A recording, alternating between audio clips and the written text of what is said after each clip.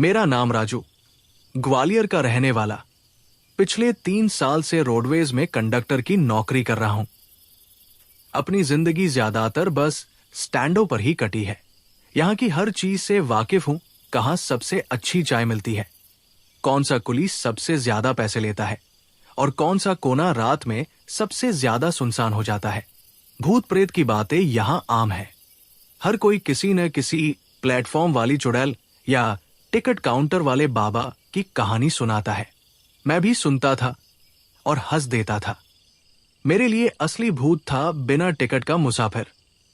पर उस एक रात ग्वालियर के सरकारी बस स्टैंड के एक पुराने बंद पड़े हुए टॉयलेट ने मुझे यकीन दिला दिया कि कुछ दरवाजे कभी नहीं खोलने चाहिए। बात पिछली सर्दियों की है। मैं ग्वालियर से इंदौर जाने वाली आखिरी बस का इंतजार कर रहा था। बस लेट थी, करीब 2 घंटे।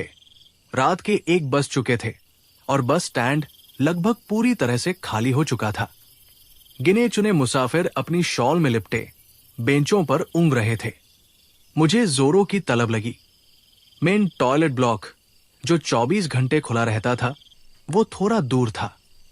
मैंने सोचा पास वाले पुराने टॉयलेट ब्लॉक में ही चला जाता हूं। वो टॉयलेट ब्लॉक बस स्टैंड के सबसे पुराने पिछले हिस्से में था। अब उसे कोई इस्तेमाल नहीं करता था क्योंकि नया वाला बन गया था। वो लगभग खंडहर ही था। दीवारें टूटी हुई, काई जमी हुई और अंदर हमेशा अंधेरा रहता था। मैं उस तरफ बढ़ा। हवा में एक अजीब सी सीलन और अमोनिया की तेज गंध थी। मैं अंदर गया। वहां सिर्फ 3 केबिन थे। तीनों के दरवाजे टूटे हुए और गंदे थे, सिवाय आखिरी वाले के। आखिरी केबिन नंबर 3, उसका दरवाजा नया लग रहा था, लोहे का, जिस पर हाल ही में नीला पेंट किया गया था, और वो अंदर से बंद था। मैंने सोचा शायद कोई सफाई कर्मचारी अंदर होगा। मैंने दरवाजे को हल्का सा खटखटाया। कोई है अंदर? कोई जवाब नहीं। मैंने फिर से खटखटाया, इस बार थोड़ा जोर से। अंदर से कोई आवाज नहीं आई, पर मुझे ऐसा लगा जैसे अंदर कोई है। मुझे किसी के खड़े होने, किसी की मौजूदगी का एहसास हुआ। भाई साहब, दरवाजा खोलिए, मैं थोड़ा चिढ़कर बोला। और तभी मुझे वो आवाज सुनाई दी, एक बहुत ही धीमी खुरचने की आवाज। खरोंच खरोंच आवाज दरवाजे पर अंदर की तरफ से आ रही थी, जैसे कोई अपने नाखूनों से दरवाजे को खुरच रहा हो। मेरा दिल धक से रह गया। कौन है अंदर? मेरी आवाज कांप गई। खरोंच खरोंच खरोंच। आवाज अब और तेज और बेचैन हो गई। मैं डर गया। मुझे लगा अंदर कोई जानवर फंस गया है, कोई कुत्ता या बिल्ली। मैंने दरवाजे के नीचे बनी छोटी सी दरार से अंदर झांकने की कोशिश की। अंदर घना अंधेरा था, कुछ भी नहीं दिख रहा था। पर मुझे एक परछाई दिखी, एक इंसान की, जो जमीन पर बैठा हुआ था और दरवाजे से अपनी पीठ टिकाए हुए था। मैं डर के मारे पीछे हट गया। अंदर कोई इंसान था और वो जवाब नहीं दे रहा था। क्या उसे कुछ हो गया है? क्या उसे मदद की जरूरत है? मैंने अपनी पूरी ताकत से दरवाजे को पीटना शुरू कर दिया। दरवाजा खोलो, अंदर कोई है, मदद चाहिए क्या? खरोंचने की आवाज बंद हो गई। एक गहरी लंबी खामोशी, और फिर एक बहुत ही धीमी दर्द भरी औरत की सिसकी की आवाज आई। वो रो रही थी। अब मैं सच में घबरा गया। एक औरत एक बंद टॉयलेट के अंदर रो रही है। मैंने अपनी जेब से मोबाइल निकाला और उसकी टॉर्च जलाकर दरवाजे के ऊपर बने छोटे से टूटे हुए रोशनदान से अंदर देखने की कोशिश की। रोशनदान बहुत ऊंचा था, मैं मुश्किल से ही पहुंच पा रहा था। मैंने अंदर टॉर्च की रोशनी डाली और जो मैंने देखा उससे मेरे होश उड़ गए। अंदर कोई नहीं था। केबिन एकदम खाली था, साफ, बिल्कुल साफ। न कोई इंसान, न कोई जानवर। मैं हैरान रह गया। तो फिर वो परछाई, वो रोने की आवाज, वो खरोचना। मैं नीचे उतरा। मेरा दिमाग काम नहीं कर रहा था। और तभी मैंने फिर से उसे सुना, वही सिसकी, प्लीज दरवाजा खोलो। एक औरत की कांपती हुई हताश आवाज, जो अब भी उसी खाली केबिन के अंदर से आ रही थी। प्लीज दरवाजा खोलो। वो आवाज, वो किसी स्पीकर से नहीं आ रही थी, वो मेरे दिमाग के अंदर गूंज रही थी। इतनी असली, इतनी दर्द भरी कि एक पल के लिए मैं भूल ही गया कि मैंने अपनी आंखों से उस केबिन को खाली देखा है। मेरा हाथ अपने आप दरवाजे के हैंडल की तरफ बढ़ने लगा। मेरे अंदर का इंसान उस अनदेखी, रोती हुई औरत की मदद करना चाहता था। पर मेरा दिमाग चिल्ला रहा था, भाग राजू, भाग यहां से, ये कोई जाल है। मैं डर और दया के बीच फंस गया था। वो खरोंचने की आवाज, वो परछाई, और अब ये मिन्नतें, ये सब मेरे तर्क की सीमाओं को तोड़ रही थी। तुम कौन हो? मैंने कांपती आवाज में पूछा, दरवाजे से थोड़ी दूरी बनाकर। और तुम अंदर कैसे हो जब केबिन खाली है? सिसकियां तेज हो गई। मुझे नहीं पता। मैं यहां कैसे फंस गई? यहां बहुत अंधेरा है। मुझे डर लग रहा है। उसकी आवाज में इतनी सच्चाई, इतना खौफ था कि मेरा दिल पसीज गया। क्या हो सकता है कि मेरी आंखों ने मुझे धोखा दिया हो? क्या वो किसी ऐसे कोने में छिपी थी जहां मेरी टॉर्च की रोशनी नहीं पहुंची? ठीक है, डरो मत। मैंने उसे दिलासा देने की कोशिश की। मैं मदद बुलाता हूं। मैं वहां से पलटा और लगभग भागता हुआ बस स्टैंड के मुख्य हिस्से की तरफ गया। वहां रात की ड्यूटी पर तैनात 2-3 पुलिस वाले एक बेंच पर बैठे चाय पी रहे थे। साहब, मदद कीजिए। मैं हाफते हुए उनके पास पहुंचा। क्या हुआ? इतना घबराया हुआ क्यों है, कंडक्टर? उनमें से एक बूढ़े अनुभवी हवलदार मिश्रा जी ने पूछा। साहब, पुराना टॉयलेट ब्लॉक, उसके अंदर एक औरत बंद है। वो रो रही है, मदद मांग रही है। पुराना टॉयलेट?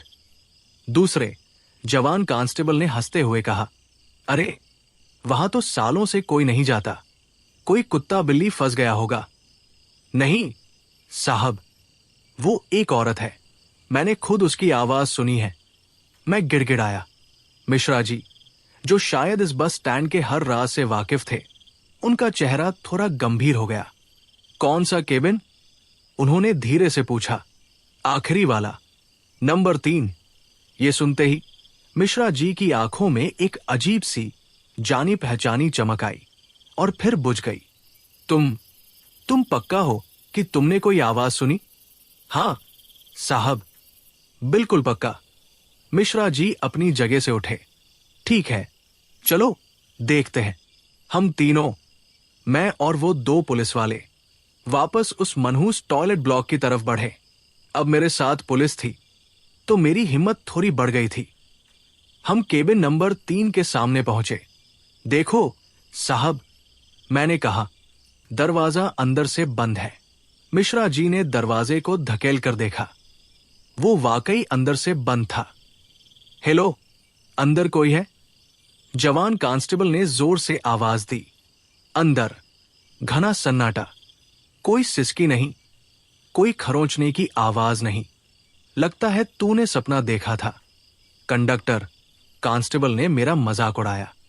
नहीं, मैंने यही सुना था। मैं जिद करने लगा। मिश्रा जी कुछ नहीं बोले। वो बस उस नीले लोहे के दरवाजे को घूरते रहे, जैसे वो किसी पुराने दुश्मन को देख रहे हों। मिश्रा जी, क्या हुआ? कुछ नहीं, वो बुदबुदाए। तोड़ दो दरवाजा। पर साहब, मैंने कहा, तोड़ दो, उन्होंने गरजते हुए कहा। जवान कांस्टेबल ने अपने भारी बूट से दरवाजे पर एक जोरदार लात मारी। धड़ाम। दरवाजा कांपा, पर खुला नहीं। उसने एक और, फिर एक और लात मारी। धड़ाम। धड़ाम, और आखिरी सबसे जोरदार लात पर कड़ाक की आवाज के साथ दरवाजे का कब्जा जो कुंडी के पास था वो उखड़ गया और दरवाजा अंदर की तरफ खुल गया। हम तीनों ने अपनी टॉर्च की रोशनी अंदर डाली और जैसा कि मैंने पहले देखा था, केबिन एकदम खाली था। साफ, बिल्कुल साफ, एक धूल का कण भी नहीं। अब क्या कहेगा कंडक्टर? जवान कांस्टेबल ने गुस्से से कहा। हमारा वक्त बर्बाद कर दिया। मैं शर्मिंदा और हैरान था। मैं क्या कहता? मैं खुद अपनी समझ पर शक करने लगा था। क्या मैंने सच में ये सब कल्पना कर ली थी? पर मिश्रा जी, वो हैरान नहीं लग रहे थे। वो बहुत ही शांत थे। वो अंदर गए और उस छोटे से केबिन की जांच करने लगे। देखो, उन्होंने जमीन की तरफ इशारा करते हुए कहा।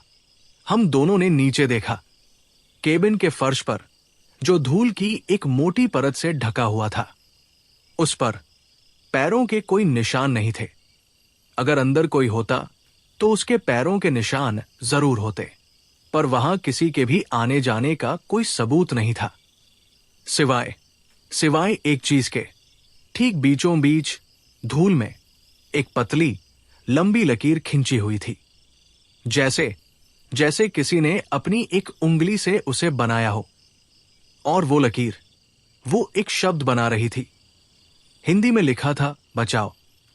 ये देखकर हम तीनों के रोंगटे खड़े हो गए। ये क्या है? जवान कांस्टेबल की आवाज कांप रही थी। अब तो यकीन हुआ, मैंने धीरे से कहा। मिश्रा जी कुछ नहीं बोले। वो उठे और उस टूटे हुए दरवाजे की जांच करने लगे, जो अब एक तरफ लटका हुआ था।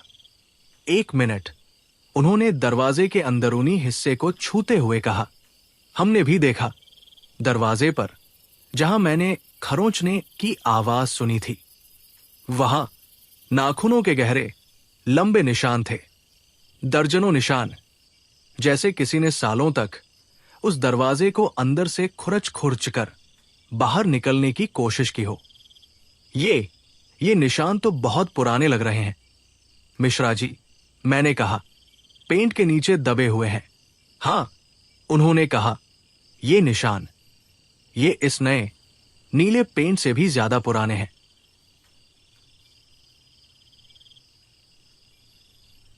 अब कहानी और भी ज्यादा उलझ गई थी।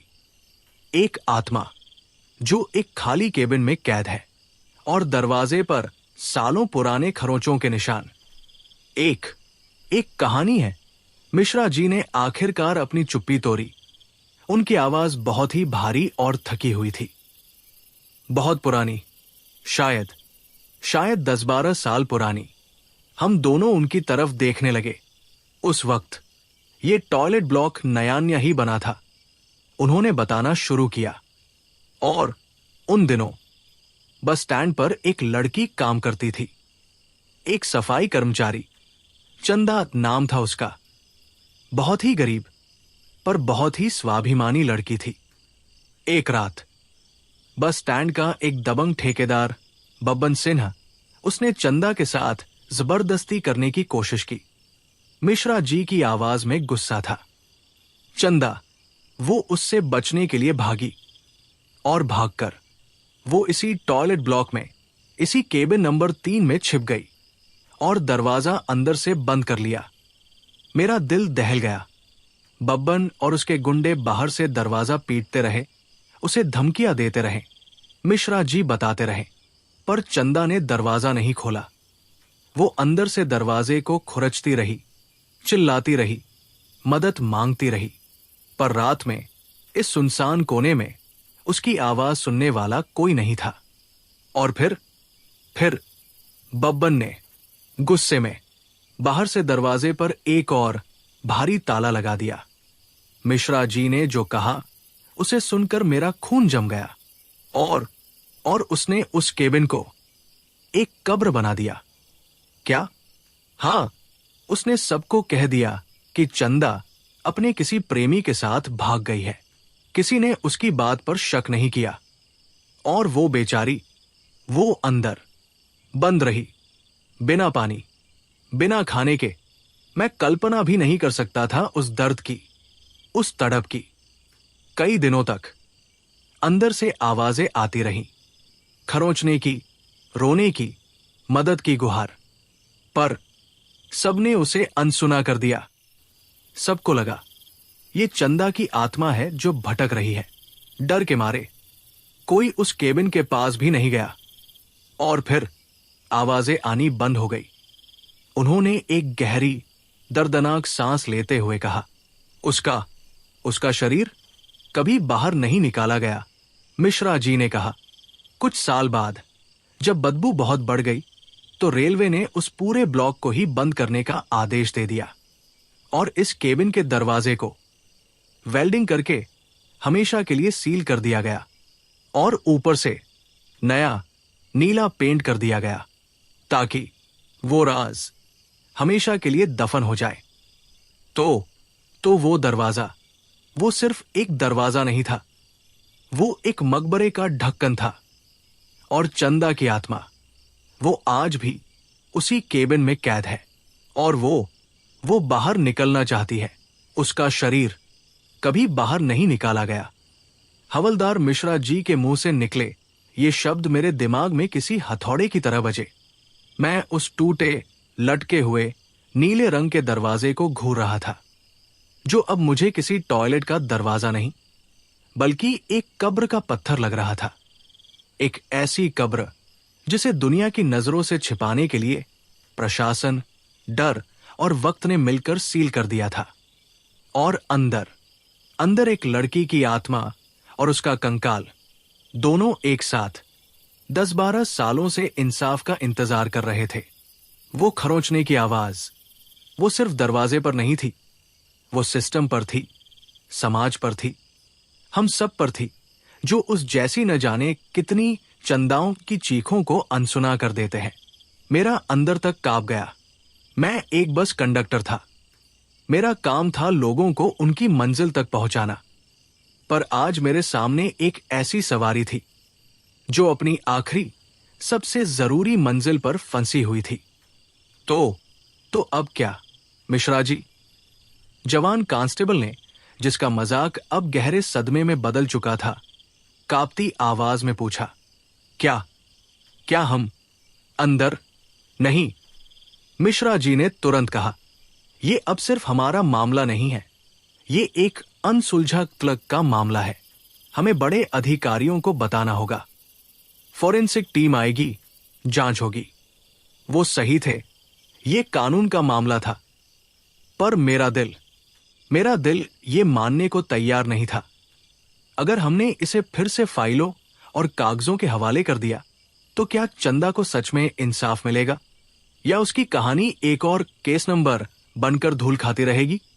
और तभी उस खाली, अंधेरे केबिन के अंदर से एक बार फिर वही सिसकी सुनाई दी, बहुत ही धीमी, बहुत ही कमजोर, जैसे कोई आखिरी बची हुई उम्मीद से रो रहा हो। हम तीनों ने एक दूसरे की तरफ देखा। वो अब भी यही है, मैंने फुसफुसाया। वो हमें धन्यवाद कह रही है, मिश्रा जी ने धीरे से कहा, दरवाजा तोड़ने के लिए। वो दरवाजा जो उसके लिए दुनिया का अंत था, आज हमने उसे तोड़कर उसके लिए एक नई शुरुआत की उम्मीद जगा दी थी। हमें उसे यहां से निकालना होगा, मिश्रा जी, मैंने कहा। मेरी आवाज में अब डर नहीं, एक अजीब सा संकल्प था। कानून अपना काम करेगा, पर एक इंसानियत का फर्ज भी होता है। तुम क्या कहना चाहते हो, राजू? मैं उसे विदा करना चाहता हूं, मैंने कहा, पूरे सम्मान के साथ, एक बेटी की तरह, एक बहन की तरह। वो ये डिजर्व करती है। मिश्रा जी ने मुझे एक लंबी, गहरी नजर से देखा। वो मेरे अंदर की ईमानदारी को, मेरे इरादे को पढ़ रहे थे। ठीक है, उन्होंने कुछ देर बाद कहा, पर यह आसान नहीं होगा। बब्बन सिंह, वो आज भी उतना ही दबंग और खतरनाक है। वो अब एक बड़ा नेता बन गया है। अगर उसे पता चला कि ये केस फिर से खुल रहा है तो वो कुछ भी कर सकता है। तो हम क्या करें? जवान कांस्टेबल ने पूछा। हम इसे चुपचाप करेंगे, मिश्रा जी ने एक प्लान बनाते हुए कहा। आज रात जब बस स्टैंड पूरी तरह से सो जाएगा, उस दिन मेरी बस इंदौर के लिए चली गई। मैंने अपनी जगह किसी और कंडक्टर को भेज दिया, तबीयत खराब होने का बहाना बनाकर। मेरा मन अब किसी सफर पर जाने का नहीं था। हम तीनों ने मिलकर एक प्लान बनाया। मिश्रा जी ने अपनी पहुंच का इस्तेमाल करके उस टॉयलेट ब्लॉक के आसपास के इलाके को मरम्मत के नाम पर सील करवा दिया, ताकि वहां कोई और न जा सके। और उस रात जब घड़ी ने 2 बजाए और बस स्टैंड पर सिर्फ रात के पहरेदार और कुछ सोते हुए मुसाफिर रह गए, हम तीनों हाथ में फावड़े, सब्बल और कुछ बोरे लेकर वापस उस मनहूस जगह पर पहुंचे। इस बार हमारे साथ एक और इंसान था, एक पंडित जी। मिश्रा जी उन्हें अपने साथ लाए थे। क्या ये जरूरी है? मैंने पंडित जी को देखकर धीरे से पूछा। हाँ बेटा, मिश्रा जी ने कहा, आत्मा की शांति के लिए आखिरी रस्में जरूरी होती है। हम उस टूटे हुए दरवाजे वाले केबिन के सामने खड़े थे। हवा में वही सीलन की गंध थी, पर आज उसमें एक और बहुत ही हल्की, लगभग न के बराबर, किसी सूखे हुए फूल जैसी महक भी थी।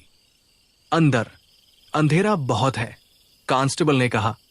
हमने अपनी टॉर्चें जलाई और हम एक एक करके उस कब्रगाह में दाखिल हुए। केबिन अंदर से बहुत ही छोटा और घुटन भरा था।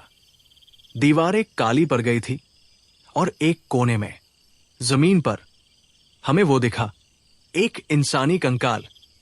वो बैठी हुई अवस्था में था। उसकी पीठ दरवाजे से सटी हुई थी, जैसे वो आखिरी सांस तक दरवाजे को खुरचती रही हो। बाहर निकलने की उम्मीद में उसने एक पुरानी फटी पुरानी साड़ी पहन रखी थी, जो अब गलकर लगभग तार-तार हो चुकी थी। उसके बिखरे हुए हड्डियों के ढांचे को देखकर कोई भी उस बेबस लड़की की आंख तड़प और अकेलेपन का अंदाजा लगा सकता था। हम चारों, एक अनुभवी पुलिस वाला, एक नौजवान सिपाही, एक पंडित और मैं, एक मामूली कंडक्टर, हम सब उस खामोश दर्दनाक दृश्य के सामने सिर झुकाए खड़े थे। हवा एकदम शांत थी।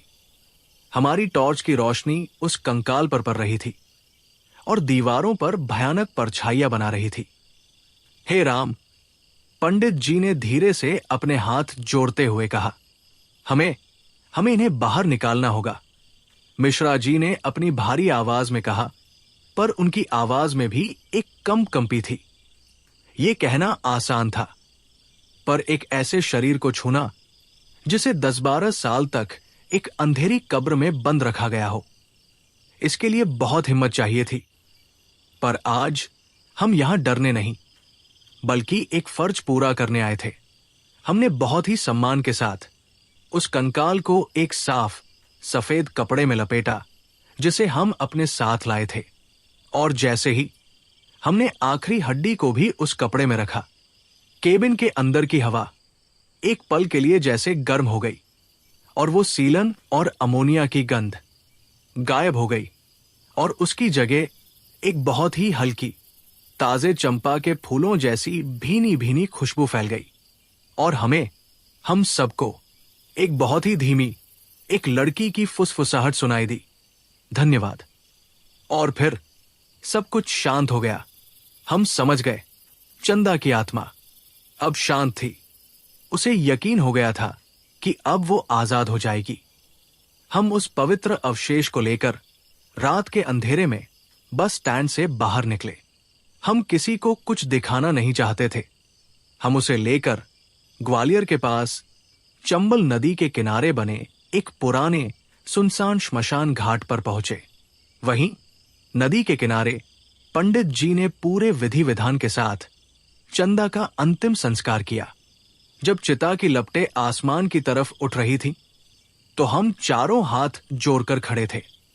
हम सिर्फ एक लावारिस लाश को आग नहीं दे रहे थे, हम एक सिस्टम की, एक समाज की गलतियों का भी दहन कर रहे थे। उस रात जब हम वापस लौटे तो सुबह हो रही थी। मेरे मन में दुख था पर एक गहरा सुकून भी था। अब बब्बन सिन्हा का क्या होगा, मिश्रा जी? मैंने पूछा। अब उसकी बारी है। मिश्रा जी की आंखों में एक सख्त चमक थी। अगले दिन मिश्रा जी ने गुमनाम तरीके से मीडिया के एक बड़े ऑफिस में एक पैकेट भेजा। उस पैकेट में उस दरवाजे पर लगे नाखूनों के खरोंचों की तस्वीरें थी और एक खत था जिसमें चंदा की पूरी कहानी, बब्बन सिन्हा के जुर्म के बारे में सब कुछ लिखा हुआ था। खबर आग की तरह फैल गई। बस स्टैंड का बंद टॉयलेट, 1 दशक पुराना कंकाल मिला, सफाई कर्मचारी की मौत। क्या यह हादसा था या क्ल? हर अखबार, हर न्यूज चैनल पर यही खबर थी। पुलिस पर दबाव बना। केस फिर से खुल गया। बब्बन सिंह, जो अब एक बड़ा नेता बन चुका था, उसने अपनी पहुंच का पूरा इस्तेमाल किया। उसने खुद को बेकसूर बताया। उसके खिलाफ कोई सीधा सबूत नहीं था। लग रहा था कि वो इस बार भी बच जाएगा। और तभी एक और गवाह सामने आया, एक पुराना बूढ़ा सफाई कर्मचारी जो उस वक्त बस स्टैंड पर ही काम करता था। वो सालों से डर के मारे चुप था, पर अब जब उसने देखा कि सच बाहर आ रहा है तो उसने हिम्मत की। उसने पुलिस को गवाही दी। उसने बताया कि उस रात उसने बब्बन सिन्हा को उस केबिन के बाहर ताला लगाते हुए देखा था। ये आखिरी कील थी। बब्बन सिंह को गिरफ्तार कर लिया गया। बब्बन सिंह की गिरफ्तारी, वो ग्वालियर शहर के लिए एक बहुत बड़ी खबर थी। एक तरफ लोग उस शक्तिशाली नेता के गिरने का जश्न मना रहे थे, तो दूसरी तरफ चंदा की दर्दनाक कहानी सुनकर हर किसी का दिल दहल गया था। मैं, मिश्रा जी और वो नौजवान कांस्टेबल, हम तीनों इस कहानी के गुमनाम हीरो थे। हमने किसी को नहीं बताया कि ये सब कैसे शुरू हुआ। हमारे लिए चंदा को इंसाफ मिलना ही सबसे बड़ी जीत थी। मुझे लगा था अब सब कुछ खत्म हो गया है। चंदा की आत्मा को शांति मिल गई होगी। अब वो बंद टॉयलेट सिर्फ एक खाली, वीरान जगह बनकर रह जाएगा। मैं कितना गलत था। कुछ हफ्तों बाद जब मामला थोड़ा शांत हुआ तो मैं अपनी कंडक्टर की नौकरी पर वापस लौट आया। जिंदगी फिर से उसी पुरानी पटरी पर दौड़ने लगी थी। टिकट काटना, सवारियों से बहस करना और बस स्टैंड के शोर में जीना। मैं जानबूझकर उस पुराने मनहूस टॉयलेट ब्लॉक की तरफ जाने से बचता था। पुलिस ने उसे जांच के लिए सील कर दिया था और उसके बाहर एक पीला क्राइम सीन का टेप लगा दिया था। एक रात मैं फिर से इंदौर जाने वाली आखिरी बस का इंतजार कर रहा था। बस लेट थी। रात के करीब 2 बज रहे थे। बस स्टैंड पर वही पुरानी गहरी खामोशी थी। मैं अपनी चाय खत्म करके यूं ही टहल रहा था और न जाने क्यों मेरे कदम अपने आप उस पुराने टॉयलेट ब्लॉक की तरफ बढ़ने लगे। शायद मैं देखना चाहता था कि वहां अब कैसा है। मैं उस सील किए हुए ब्लॉक के पास पहुंचा। पीला टेप हवा में धीरे धीरे हिल रहा था और मैं उस टूटे हुए नीले दरवाजे वाले केबिन नंबर 3 के सामने जाकर खड़ा हो गया।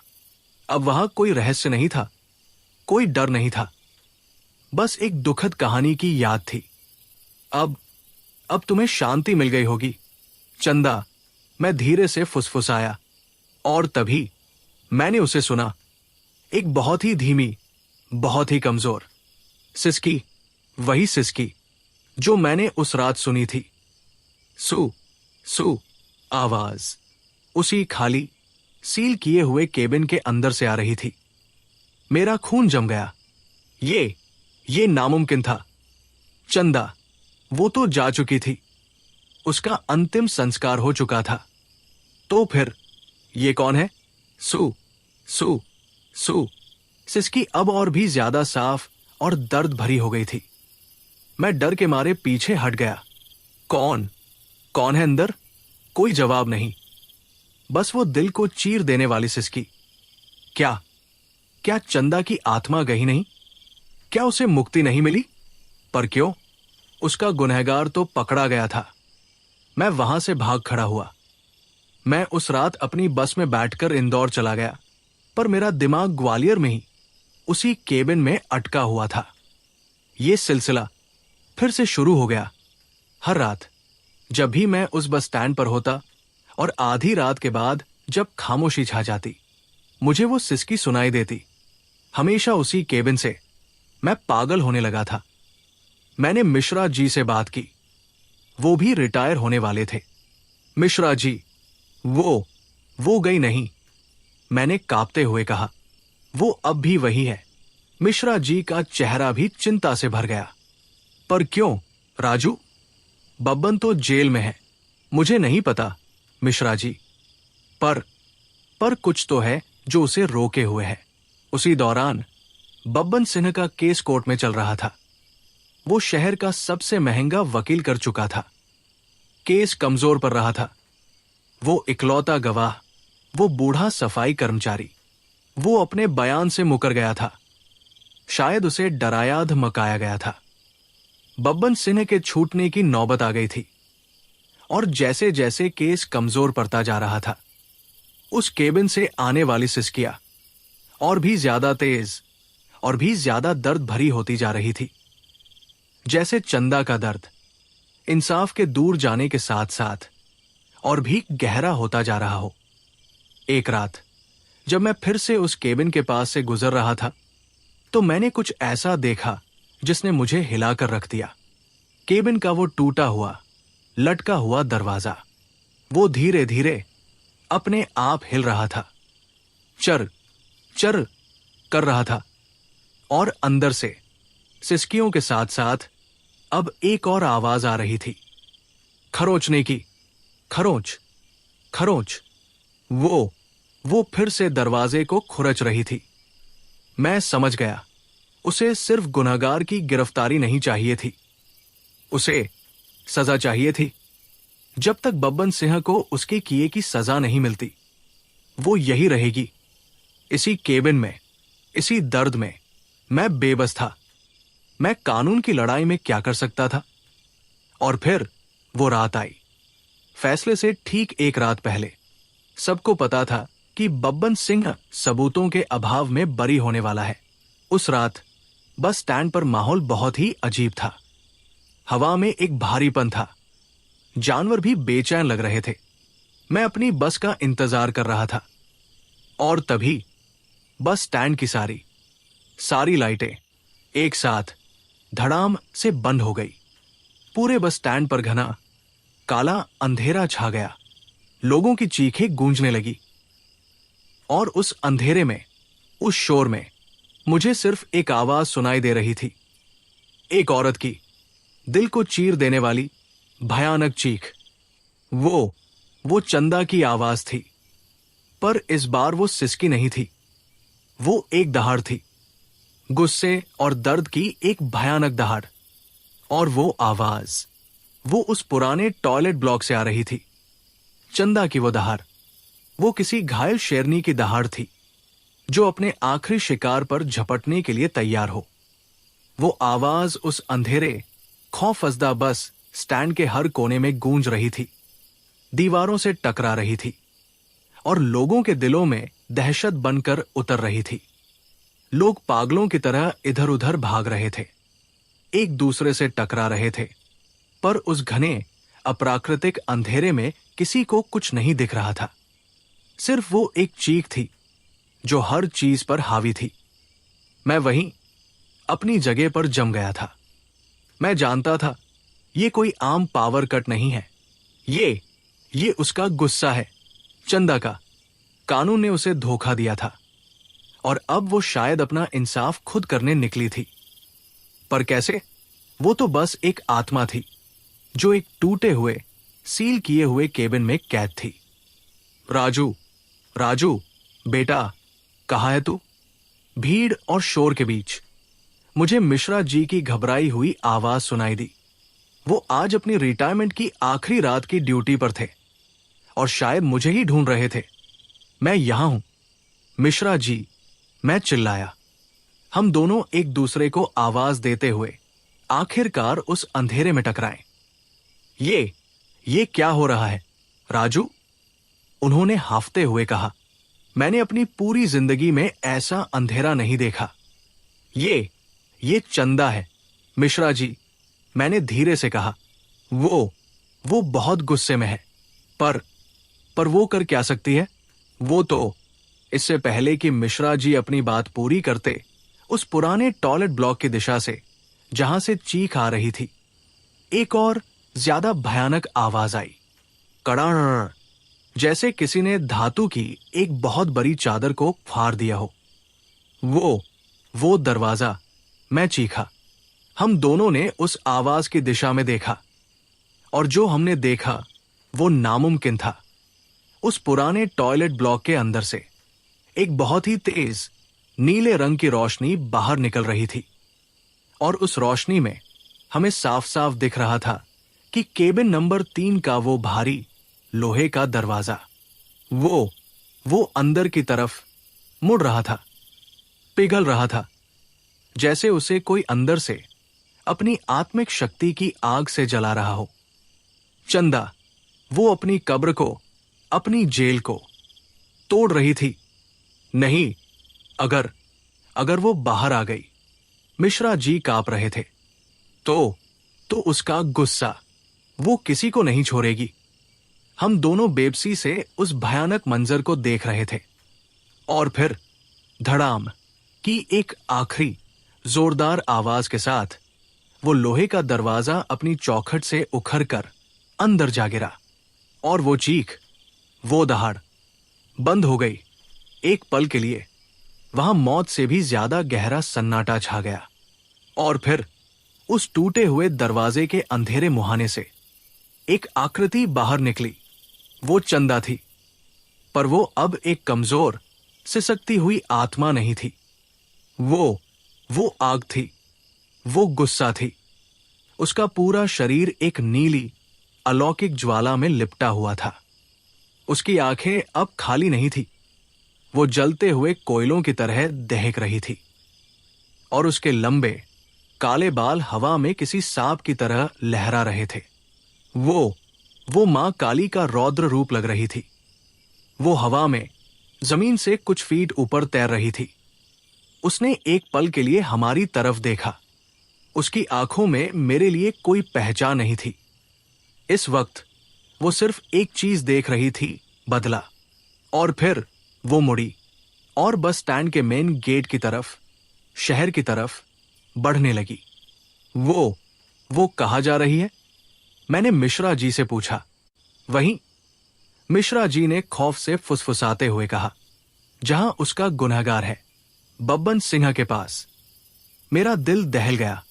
वो बब्बन को मारने जा रही थी, और अगर उसने ऐसा किया तो वो एक कातिल बन जाएगी। उसकी आत्मा कभी मुक्त नहीं हो पाएगी। नहीं, हमें उसे रोकना होगा। मैं चिल्लाया, पर कैसे राजू? वो अब किसी के काबू में नहीं है। कोशिश तो करनी होगी। हम दोनों उस आग के गोले के पीछे भागे। वो बहुत तेज थी, पर वो उड़ नहीं रही थी। वो धीरे धीरे शांत मन से अपने शिकार की तरफ बढ़ रही थी। बस स्टैंड के बाहर अंधेरे में भी लोग उसे देखकर चीख रहे थे, भाग रहे थे। वो शहर की सड़कों पर तैरती हुई एक खास दिशा में जा रही थी, बब्बन सिंह के आलीशान बंगले की तरफ। हम भी उसके पीछे पीछे भाग रहे थे, उसे आवाजें दे रहे थे, चंदा, रुक जाओ, कानून पर भरोसा रखो, तुम्हें इंसाफ मिलेगा। पर वो हमारी नहीं सुन रही थी। हम बब्बन सिंह के बंगले के पास पहुंचे। ऊंची ऊंची दीवारें और एक बड़ा सा लोहे का गेट, जिस पर 2 गार्ड्स खड़े थे। जैसे ही चंदा की आत्मा उस गेट के पास पहुंची, धड़ाम, गेट अपने आप अंदर की तरफ उखड़ कर गिर गया। गार्ड्स चीखते हुए भाग गए। चंदा बंगले के आंगन में दाखिल हो गई, और हम भी उसके पीछे।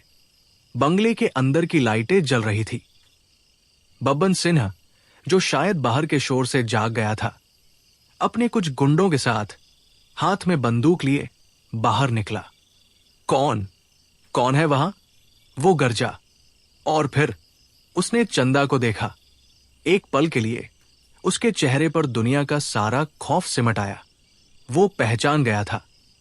चंदा, वो हकलाया। हाँ बब्बन। चंदा की आवाज अब किसी मधुर सिसकी जैसी नहीं थी, वो गूंजती हुई कई आवाजों का मिश्रण थी। मैं आ गई अपना इंसाफ लेने। भूत, मारो इसे, बब्बन अपने गुंडों पर चिल्लाया। उन्होंने गोलियां चलाई। गोलियां चंदा के जलते हुए शरीर के आर पार हो गई और पीछे की दीवार में जा धंसी। चंदा हंसी, एक भयानक डरावनी हंसी। उसने अपना एक हाथ उठाया और उसके इशारे से बंगले के बगीचे में लगे पेड़ की एक मोटी भारी डाली टूटकर उन गुंडों पर आ गिरी। वो सब दर्द से चीखते हुए उसके नीचे दब गए। अब सिर्फ बब्बन सिंह बचा था। वो डर के मारे पीछे हटता हुआ अपने घर के अंदर भागने लगा। चंदा भी उसके पीछे हो ली। नहीं चंदा, रुको, मैं चिल्लाया और उनके पीछे भागा। मैं बंगले के अंदर पहुंचा। बब्बन एक बड़े से कमरे में एक कोने में छिपा हुआ था, डर से कांप रहा था। और चंदा, वो धीरे धीरे उसके पास पहुंच रही थी। मुझे माफ कर दो, बब्बन गिड़गिड़ा रहा था। मैं तुम्हें पैसे दूंगा, बहुत पैसे। चंदा रुकी। पैसे? वो बोली। क्या तुम्हारे पैसे मेरे वो 10-12 साल लौटा सकते हैं जो मैंने एक अंधेरी गंदी कब्र में बिताए हैं? क्या तुम्हारे पैसे मेरी वो आखिरी दर्दनाक सांसें लौटा सकते हैं? उसने अपना जलता हुआ हाथ बब्बन की तरफ बढ़ाया। चंदा, नहीं। मैं उन दोनों के बीच में आकर खड़ा हो गया। प्लीज ऐसा मत करो। अगर तुमने इसे मारा तो तुम में और इसमें कोई फर्क नहीं रह जाएगा। तुम्हें मुक्ति नहीं मिलेगी। मुझे मुक्ति नहीं, बदला चाहिए, वो चीखी। नहीं, मैंने कहा तुम्हें इंसाफ चाहिए और वो तुम्हें मिलेगा। मैं वादा करता हूं। मैं अपनी जेब से कुछ निकालने की कोशिश कर रहा था। हट जाओ राजू, उसने गुर्राते हुए कहा।